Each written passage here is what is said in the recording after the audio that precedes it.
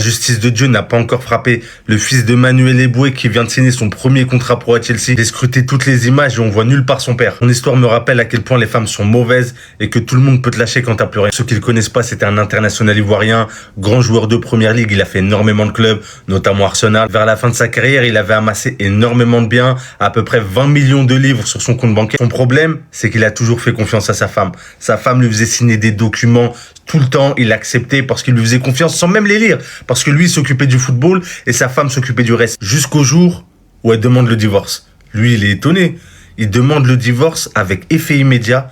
Elle prend tous ses biens et tout son argent.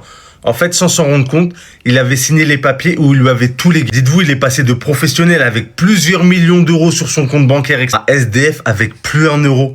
Il pouvait plus voir ses enfants, plus aucun bien, plus de maison. Il était au bord du gouffre. Je pense que c'est ce genre d'histoire qui a inspiré Achraf Hakimi d'avoir tout mis au nom de sa mère pour pas se faire arnaquer. Heureusement qu'à la fin de sa carrière, t'as quand même quelques clubs qui lui ont tendu la main.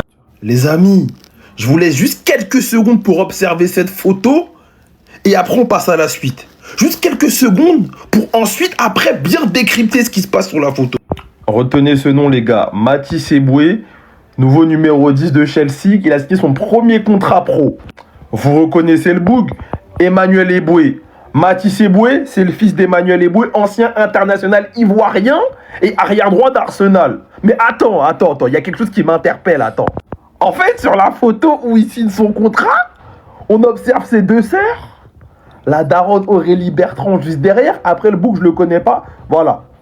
Pour ceux qui seraient pas au courant, Emmanuel Eboué s'est marié avec Aurélie Bertrand, une femme belge. Malheureusement, ils se sont séparés et lors de la séparation, la justice anglaise a décidé d'attribuer tous les principaux biens d'Emmanuel Eboué à Aurélie Bertrand. Voiture, maison, bref. À la fin de sa carrière, il s'est retrouvé ruiné financièrement. Il avait plus rien. Carrément, on a qualifié son après-carrière de descente aux enfers. Comme je vous l'ai dit, la justice anglaise a décidé d'attribuer tous les biens financiers à la femme d'Emmanuel Eboué. Donc aussi à son fils. Donc en fait, c'est l'argent d'Emmanuel Eboué qui a financé le début de la carrière de son fils. Comment vous expliquer qu'il n'est pas sur la photo en fait? Moi, j'aimerais comprendre. Pourquoi le mec n'est pas sur la photo? À la séparation, il me semble que sa femme lui avait interdit de revoir ses enfants. Donc même là, il n'est pas sur la photo. Il y a un problème, les gars. Les gars, quand vous dites bien choisir vos femmes, c'est réel. Le gars, il s'est fait déplumer jusqu'à l'os.